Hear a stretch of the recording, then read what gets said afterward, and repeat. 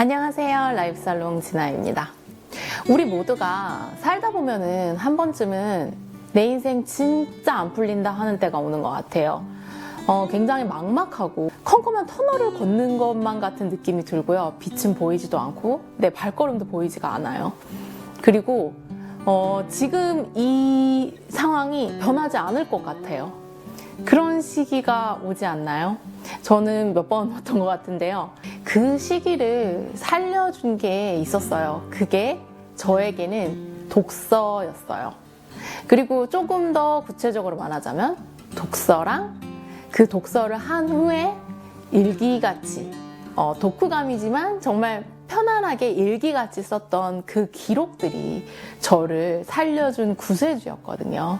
그래서 오늘은 만약에 정말 내가 지금 어떻게 해야 될지 모르겠다면, 내가 너무 막막한데 이거를 누구한테 말할 수도 없고 누가 도와줄 수도 없을 것 같고 아무도 이해해 줄 것 같지 않을 때, 그럴 때 독서라는 거를 해보시면 어떨까 해서 이런 영상을 준비해 봤어요. 지금 당장 책 읽고 싶어지실지도 모르겠는 그런 영상입니다.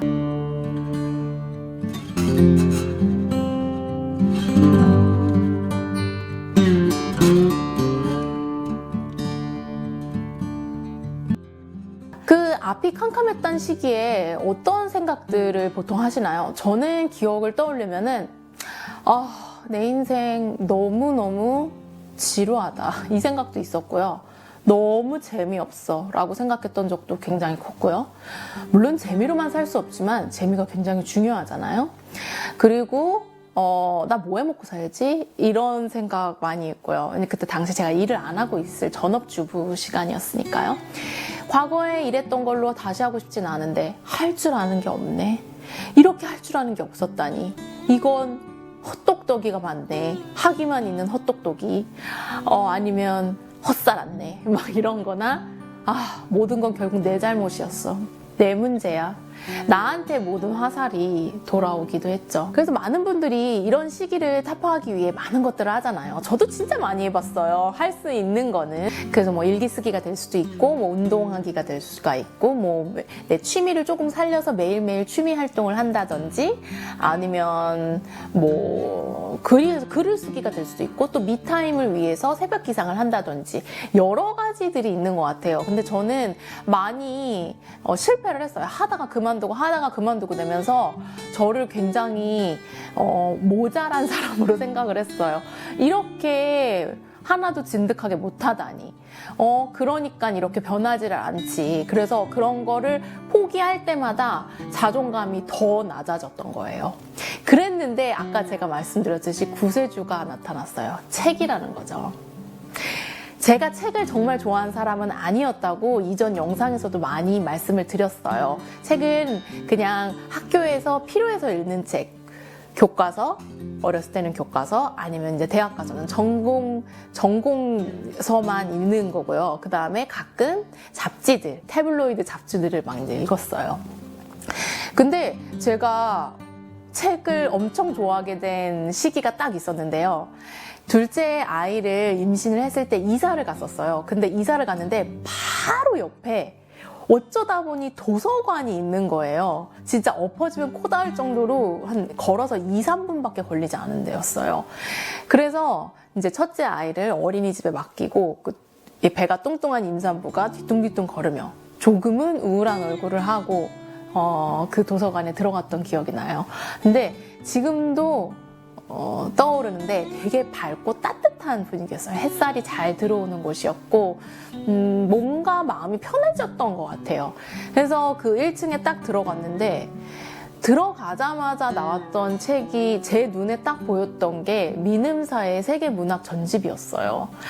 다들 아는 책들인 거잖아요. 그 아주 유명한 책들, 고전들이 쫙 있는데 뭐 들어는 봤죠. 뭐 들어는 봤는데 읽어본 적은 없는 그런 책들. 그리고 내용도 대략은 아는, 워낙 유명하니까 그런 책들이 쫙 있었어요. 그래서 거기서 한 권을 이렇게 손으로 꺼냈던 그 시기가 아마 제 인생을 완전 송두리째 바꿔놨던 그 시기인 것 같아요. 그때 당시 이제 많은 책이 있는데 거기서도 무엇을 읽을까 고민을 할 거 아니에요?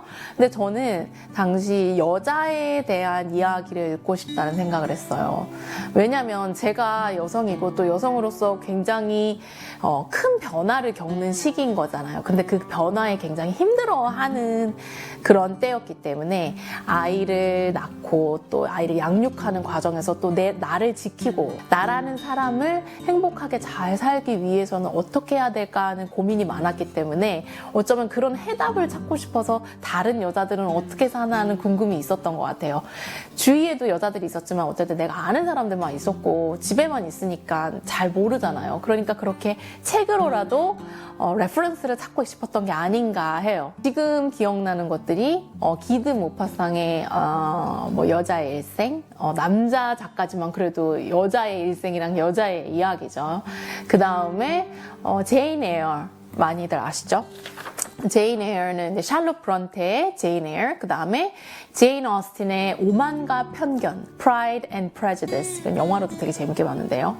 그 다음에 톨스토이의 안나 까리나, 이렇게 여자들의 이야기를 이렇게 많이 읽었어요. 근데 이 책들을 읽고 조금씩 시야가 넓어진 것 같아요.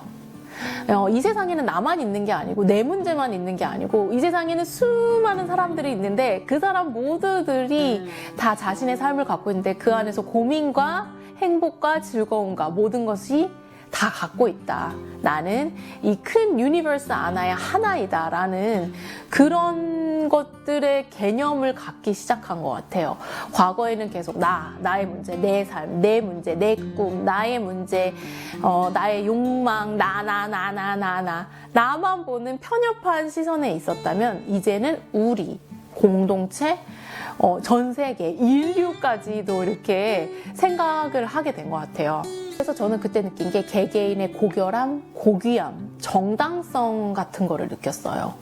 이 사람이 어떤 상황에 있던, 어떤 일을 했던 간에 이 사람은 존재 자체로 존엄하다. 어떤 잣대로 내가 무언가를 봤던 간에 어떤 사람이라는 것은 그 자체로 고귀하다는 거죠.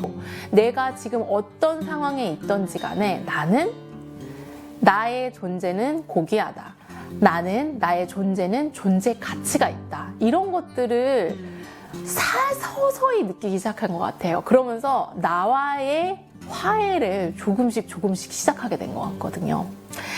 그래서 저는 그때까지는 내 인생만 힘들고 나만 이렇게 잘못한 것 같고 좋은 기회를 다 떨쳐버린 거는 다 내 잘못이고 나 모든 게 다 나였는데 이제 다른 사람들의 일생을 책으로 보게 된 거잖아요. 예를 들어 기드 모파상의 여자의 일생이라는 책은 잔이라는 여자 주인공이 있는데 아버지, 어머니도 부유한 귀족 출신으로 정말 사람들한테 정말 많이 베풀고 오히려 오버할 정도로 베풀었던 사람들이었거든요. 그래서 그런 가정에서 정말 온실의 화천처럼 예쁘고 아름답게 큰 잔이었는데 남편한테 배신당하고 또 하나밖에 없었던 아들한테 금전적으로 휘둘리기만 하다가 결국 마지막에는 하인인 로잘리밖에 남지 않아서 걔한테 의지하고 사는 그런 내용이거든요. 그래서 이걸 보면서 아니 뭐야 이 작가는 도대체 이걸 뭐 얘기하고 싶은 거야? 삶이 이렇게 잔혹해?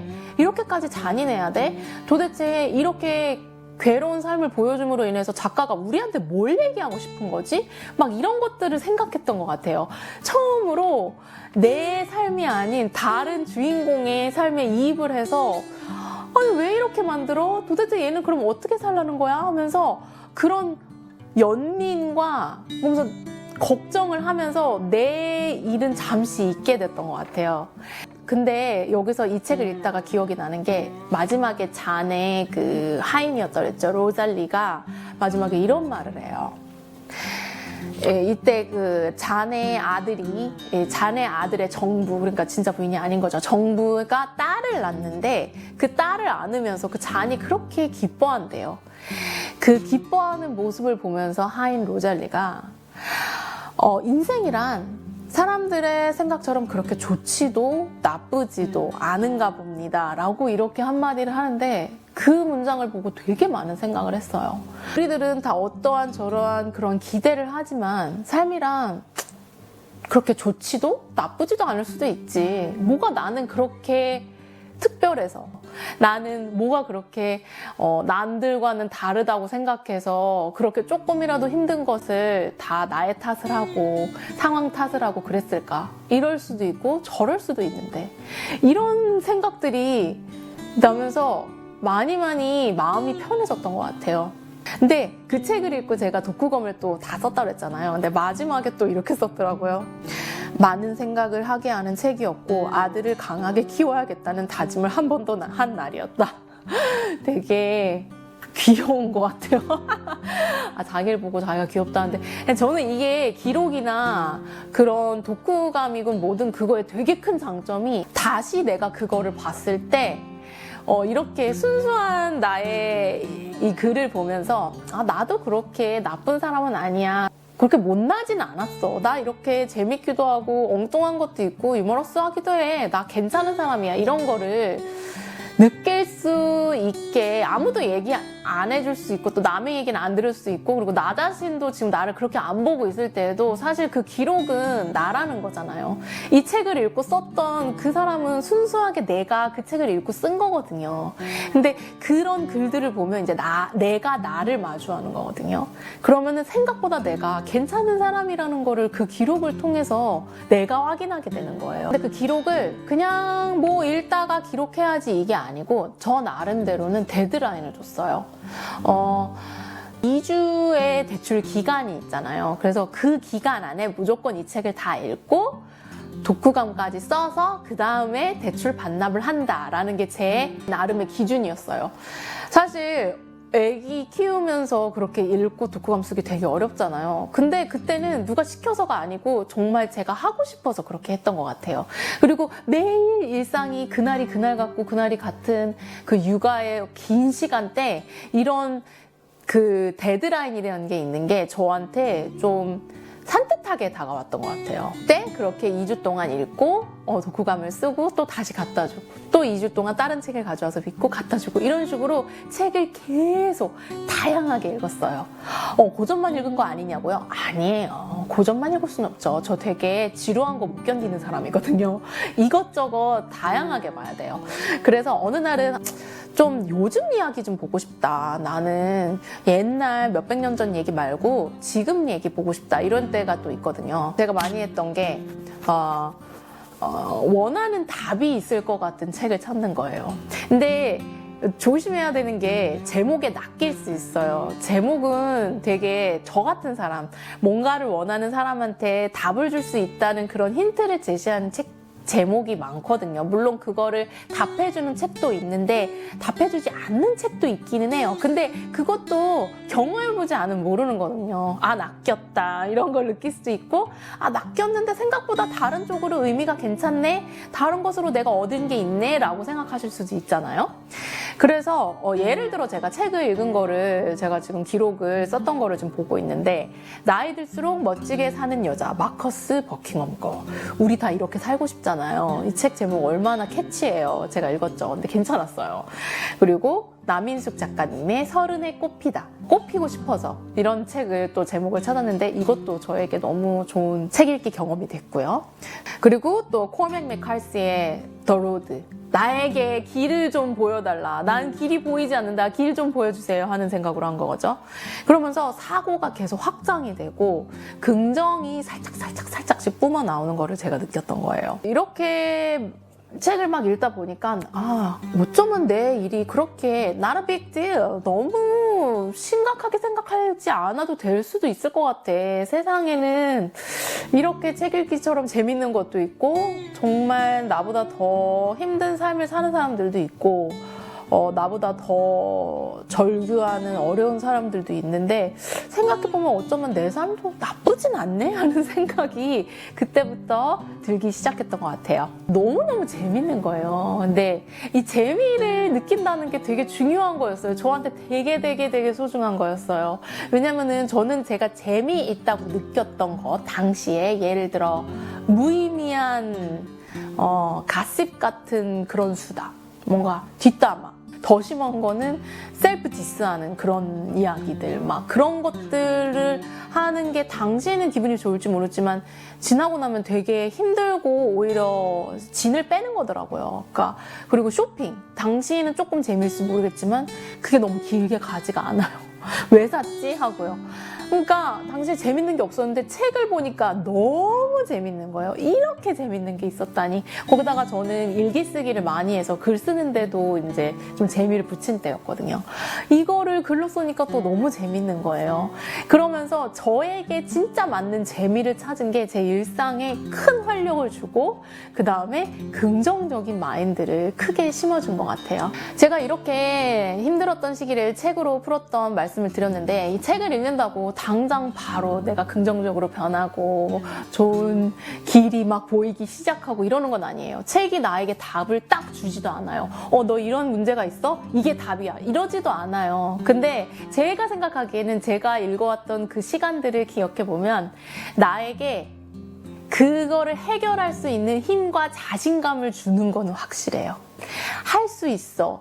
너는 나쁘지 않아도 괜찮은 사람이야. 너는 너 그 자체로도 굉장히 존중받아야 할 사람이고 너도 너를 사랑해줬으면 좋겠어 라고 그렇게 따뜻하게 얘기해주는 친구 같았거든요. 저는 그때 당시에 힘들다는 말을 정말 남편 외에는 말하지 못했던 것 같아요. 근데 책은 그 마음을 다 알아주고 저에게 그런 용기를 조금씩 줘서 제가 그 상황을 저답게 해결을 할 수 있도록 만들어줬던 것 같아요. 그래서 정말 제가 아까 처음에 말씀드렸던 것처럼 힘든 시기를 보내고 있고 내가 뭘 해야 될지 모르겠고 앞이 캄캄할 때는 그저 책 한 권을 한번 들어보세요. 집에 책이 없다면 집 가까이 있는 도서관, 책방 어디든 좋아요. 가서 그냥 있는 것 중에 내 마음에 끌리는 책이라도 하나 꺼내보세요. 그리고 책이라는 게 정말 좋은 게 어디서든 읽을 수 있잖아요. 책 하나 들고 좋아하는 카페 같은 데 가보세요. 좋아하는 음료 하나 시켜놓고 책 읽으면서 음료 마시면 그런 시간이 쌓이면 분명히 그 터널 같던 그 시간에 그 책이 아주 밝은 빛은 아니더라도 빛을 살짝 나에게 보여줄 거예요. 그 빛만 따라가면 돼요. 책 한 번으로 시도해 보셨으면 좋겠어요. 화이팅입니다. 응원 드릴게요.